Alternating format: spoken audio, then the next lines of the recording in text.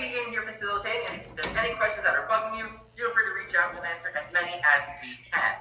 Now, joining me in the room with your first guest is actually Kira.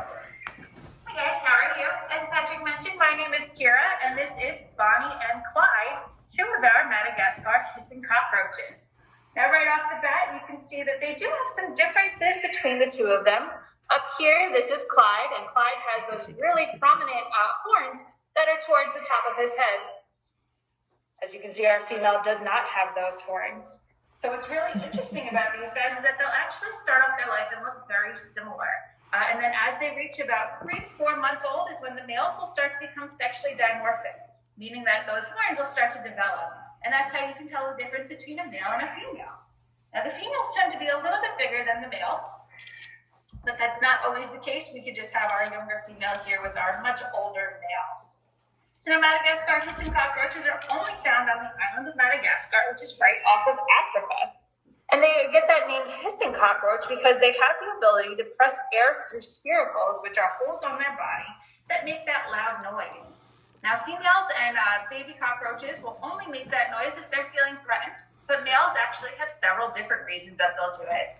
One of the reasons are for the communication, trying to figure out between potentially a stranger or a familiar male cockroach.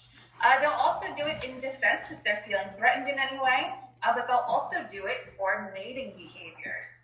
So these guys will actually fight with one another for a female's love, and they'll actually use those horns that he has on the top of his head, almost like a deer would, in order to fight. So any deers or any animals that have antlers that you'll see sparring, they'll use those the horns the same way. Now, once a male defeats another male, doesn't mean that they're injuring the other male, they just have won the battle. They'll actually hiss much louder than the cockroach that lost. Now, then once they find their female, they will do something called stilting, where they'll actually stand up on their back feet in posture for that female. Females will then produce a pheromone, which will attract a male, and that male will be very interested Just in like women. be able to figure out which female is making that pheromone because they have their own Yeah, video. Once they do breed, Are you kidding? Madagascar hissing roaches are kind of different from a lot of other species of cockroaches because they have the availability to hold on to their egg casing. So that's also referred to as a uthuka. And a lot of cockroaches will normally just lay that egg casing and walk away. Females will hold on to it, and actually appears that they have their live bearing cockroaches, and they'll have 30 to 60 nymphs. And they'll take about 7 months before they reach full maturity and start to develop to this size. Now these guys do live in a colony of about 200. And here at the Bronx Zoo, we give them a variety of different food options. Banana peels tend to be an absolute favorite for our cockroaches, but they do get a lot of different fruits and vegetables.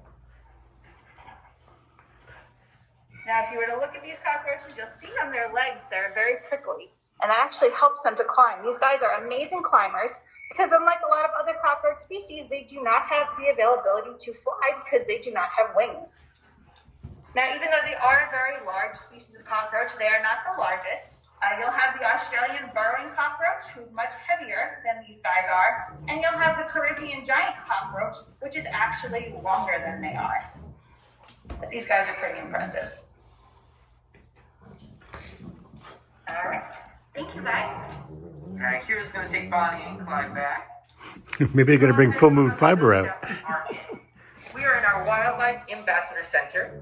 In here, we have over 200 different animals, all each for different educational programs, just like you guys are witnessing right now. And they all have their own unique backstories. Some animals were actually surrendered pets, so they brought in here to the Bronx Zoo, and our keepers are now taking care of them. Now coming in now is Ty and his good friend Valentine. Hello, everybody, and I hope I'm wishing to everybody who is joining us a very happy Valentine's Day. And so, as Patrick was so nice to introduce, my name is Ty, and this lovely lady is very aptly named Valentine. And Valentine is our now 13-year-old Eurasian eagle. And she did receive her name because she did come to us on Valentine's Day all those years ago. So as you guys can see, she is a very large species of owl. The Eurasian eagle owl is one of the larger species. Well, that was pretty cool. Happy Valentine's Day, Maria. Thanks for my That was kind of neat. That was kind of we do that every year. It's a nice thing. So, well, happy Valentine's Day to everybody. I think we've probably had enough of the cockroach. Learned more about cockroaches than I ever thought I would. He's kind of cute. Bye. Happy Valentine's Happy Day. everybody.